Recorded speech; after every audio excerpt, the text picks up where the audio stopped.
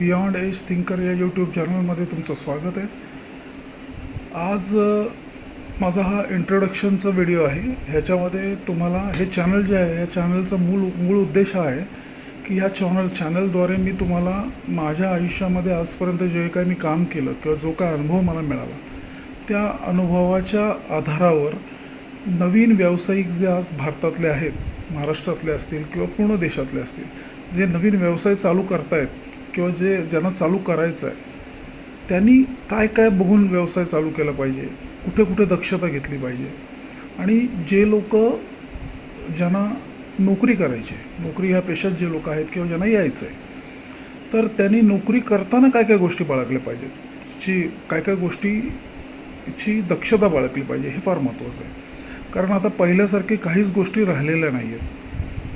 AI इतका धुमाकूळ घातला आहे की आता फिजिकली, म्हणजे आपण ज्याला म्हणतो स्वतः जाऊन संपर्क साधणं, त्यांना कळवणं, त्यांना शिकवणं, त्यांच्याशी बोलणं, हा भाग संपत आला आहे, जवळपास संपला आहे. तर ह्या AIच्या ज्या युगामध्ये आपल्याला आपल्या पद्धती बदलाव्या लागणार आहेत. धंदेवाल्याला धंदेवाल्याच्या पद्धती बदलाव्या लागतील, जो सेल्समध्ये काम करेल त्याला त्याच्या पद्धती बदलाव्या लागतील, आणि मोठ्या प्रमाणात बदलायला लागतील.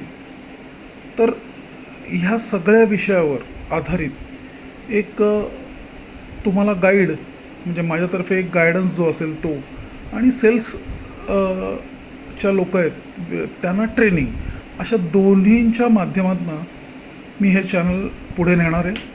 आणि आता हे पहिला मी तुम्हाला हा जो विषय सांगितला त्या विषयावर आधारितच पुढचे सगळे व्हिडिओ असतील. तर मी तुम्हाला आता ही पार्श्वभूमी सांगितली की काय कारण आहे, का हा चॅनल मी चालू करतो आहे, त्याच्यामागचा उद्देश काय. कारण आज होतं आहे असं की तुम्हाला सगळ्यांना शिकवलं जातं आहे, बाबा नवीन धंदा करायचा तर कसा करायचा, तुम्ही काय करा, सर्च करा, त्याच्यानंतर कॅपिटल जमवा, त्याच्यानंतर चांगली जागा बघा, त्याच्यानंतर तुमचा व्यवसाय चालू करा, सातत्य ठेवा, वगैरे वगैरे वगैरे वगैरे. हे तर कॉमन गोष्ट आहे. ते होऊनसुद्धा त्या लोकांना हे कळतं की बाबा आपले काही धंदे चालत नाही. हां, 100% कॉम्पिटिशन वाढलेली आहे. आता हे झालं व्यावसायिकांचं. नोकरदार वर्गाची पण तीच अवस्था आहे की लोकसंख्या इतकी मोठी आहे की